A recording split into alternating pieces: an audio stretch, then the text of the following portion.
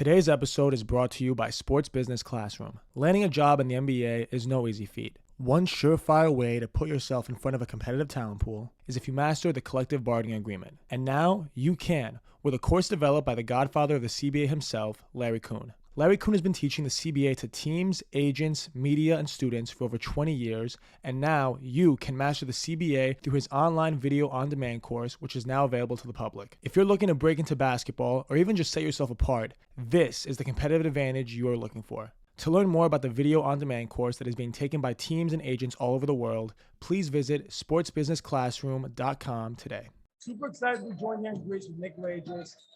This was kind of a crazy situation, getting all of us here, making this all happen, all these teams, all these games, some wins, some losses. Overall, the trip's been awesome so far. And as a geography major, right, you've been all around the world, but known to do your how to work in basketball presentation, whether it's on Zoom, whether it's right, helping people out with that, helping me out with that, just via text, right, and being a mentor to me. But you helped all 40 of our players here with that same presentation a couple of days ago. What was the process in doing that?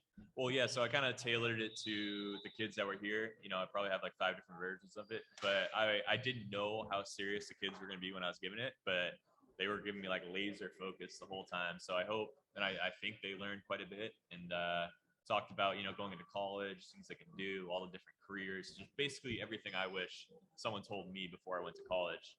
And then Jonah followed it up with an unbelievable presentation on how to prep for a NBA game, and, you know, all their jaws are on the ground, just like watching, like, wow, this is so cool. So that was really cool. And I'm glad that the kids took it serious, and I hope we can help them. Yeah. And then going off that, though, during that presentation, to give me that laser focus, what were some of the biggest lessons you were trying to impart on that? I was trying to tell them, follow your passion, but, you know, as you study, as you work, you might discover your passion's not what you thought it is. So, you know, everyone wants to play in the NBA, obviously.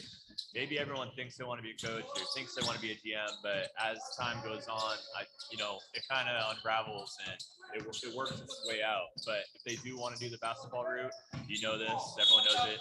You have to work really hard. There's not many opportunities, and nothing's giving. I think that was a big lesson. You know, a lot of kids maybe think they can just get a job or something, and even if you're given an opportunity in basketball, it doesn't mean you're going to have an opportunity for the rest of your life or a couple decades. But I think they understood that, and a lot of the parents are kind of like, thank you for telling my kid that, you know, he's not going to get every job that he's ever wanted in life, and it's hard. It definitely is difficult. But thinking about this part 2 has been in the making for a long time, because you've been, since part 1, if you want to listen to Nick's full story, check out part 1, episode 90, way back last April. Yep. But since then, you've gone through some pretty drastic changes, becoming a general manager of the G League team in the Mexico City Capitanes. How's that been going? It's been going really well. Yeah, so we played the first half of the season in the U.S. because we don't want to travel back and forth with COVID, but we're going to play a full season in Mexico this upcoming year.